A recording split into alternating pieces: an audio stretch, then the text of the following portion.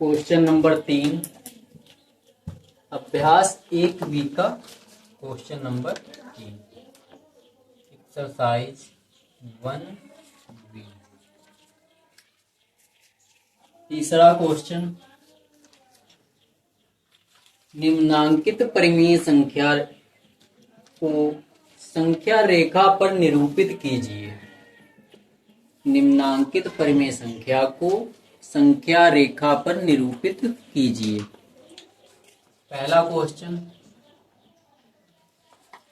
3/4 3/4 को संख्या रेखा पर प्रदर्शित करना है। तो संख्या रेखा याद है भैया, कल बताई थी कि 0 के दाईं तरफ सभी धनात्मक संख्याएं, 1 2 3 4 5, और बाईं तरफ सभी ऋणात्मक, -1 -2 -3 और -4। इसी प्रकार इन्हें लिखते रहेंगे और इधर भी ये कंटिन्यू रहेगा। हमें 3/4 को संख्या रेखा पर प्रदर्शित करना है। यहाँ परिमेय संख्या का हर कितना है? 4। हर कितना है? 4। इन सभी पूर्णांकों को हम 4 से डिवाइड कर देंगे। तो सभी के बटे में 4, सभी को 4 से भाग कर दिया। 0/4 0 ही हो जाएगा। 1/4,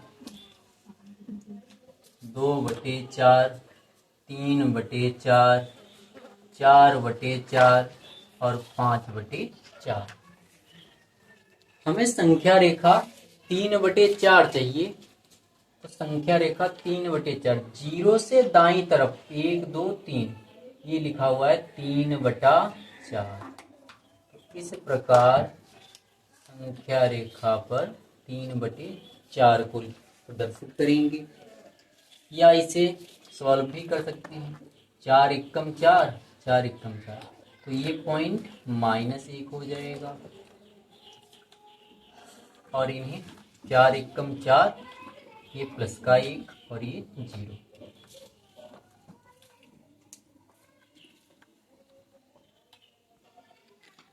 अगला क्वेश्चन, 3/5 को संख्या रेखा पर प्रदर्शित करना है। तो पहले एक संख्या रेखा बनाएंगे।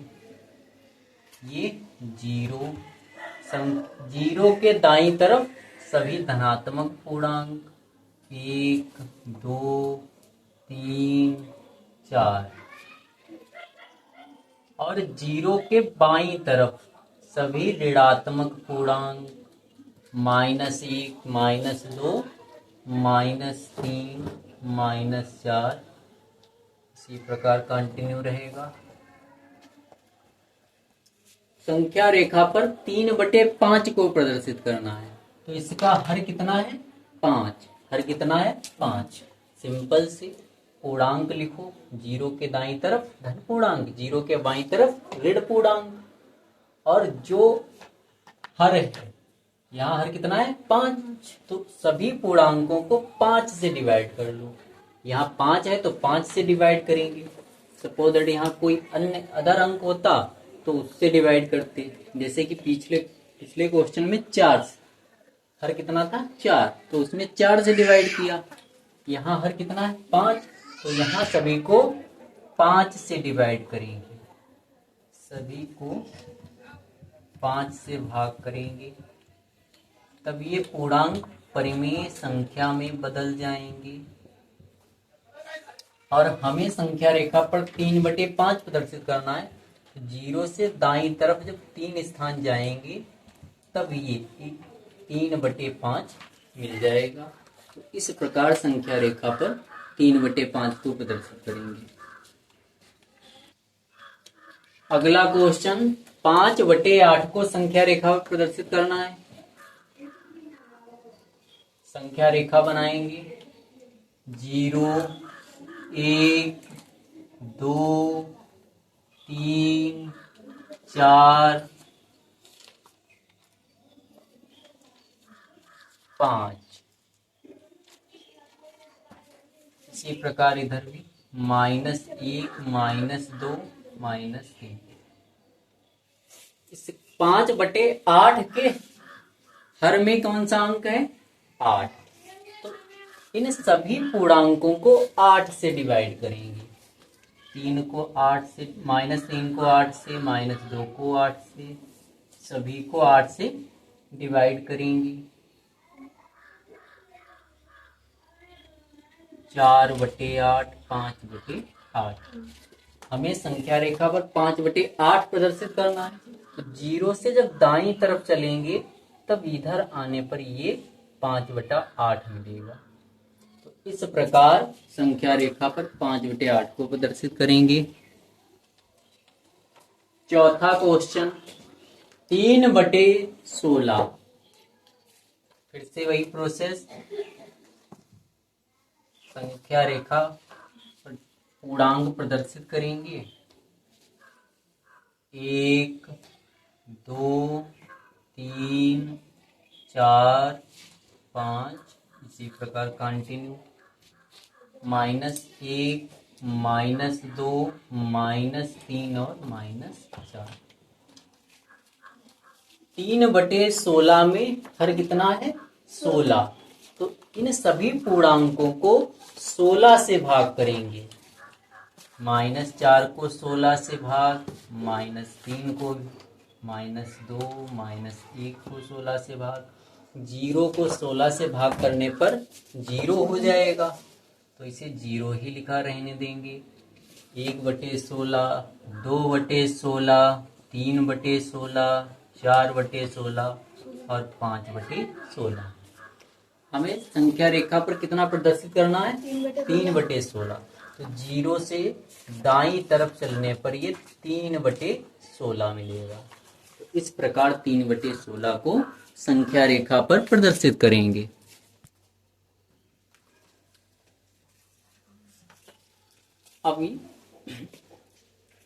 अब हम दो परिमेय संख्याओं का तुलना करना सीखेंगे।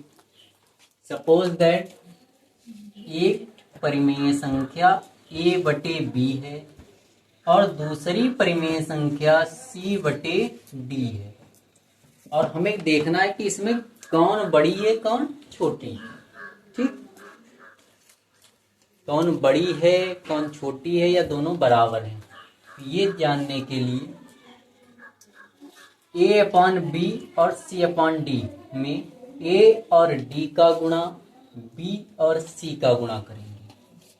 a और d का गुणा ad, b और c का गुणा bc। अगर ad बड़ा है bc से, a और d का गुणनफल बड़ा है bc के गुणनफल से, तब a/b बड़ी होगी c/d से। तब परिमेय संख्या a/b बड़ी होगी c/d से। अगर फर्स्ट कंडीशन और ये सेकेंड कंडीशन, अगर ad का गुणनफल छोटा है bc से, तब a/b छोटा होगा c/d से। और अगर ad का गुणनफल बराबर है bc के, तब a/b बराबर होगा c/d। इन कंडीशंस को याद रखेंगे। ad का मान bc से बड़ा तो पहली भिन्न बड़ी, पहली परिमेय संख्या बड़ी, दूसरी परिमेय संख्या छोटी। ad का गुणनफल bc से छोटा होगा तब पहली परिमेय संख्या छोटी, दूसरी बड़ी। और अगर ad और bc दोनों समान हैं तब दोनों परिमेय संख्याएं बराबर होंगी। कुछ संख्याएं लिख रहे हैं, उनमें बताना है तुम्हें कि कौन बड़ी है कौन छोटी है, कौन सी बड़ी है कौन सी छोटी है। 12 और 13, 12 13 में कौन बड़ी है? 13, 13 बड़ी है 12 से। अगर लिखा जाए -12 -13, तब कौन सी बड़ी है? तब -12 बड़ी है -13 से। अगर लिखा जाए 0 और 10, कौन बड़ी है? 10 बड़ी है। और अगर लिखा जाए 0 -10, तब कौन बड़ी है?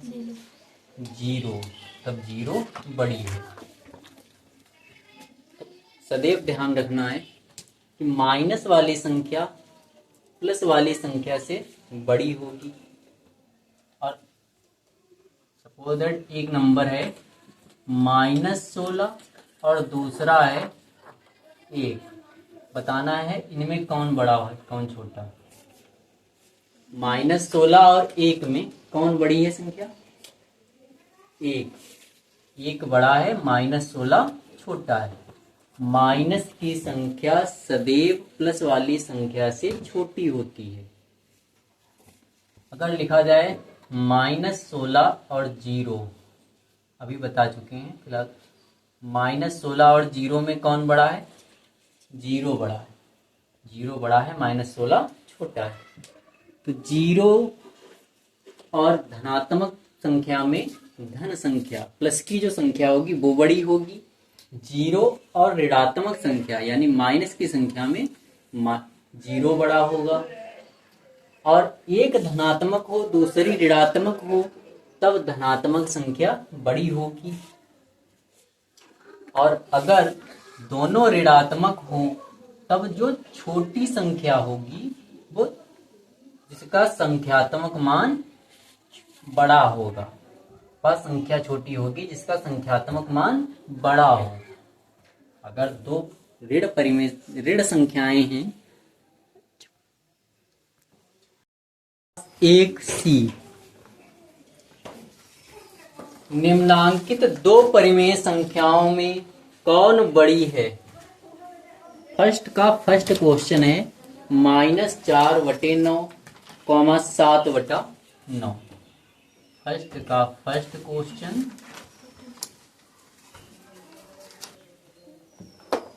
क्वेश्चन, -4/9, 7/9।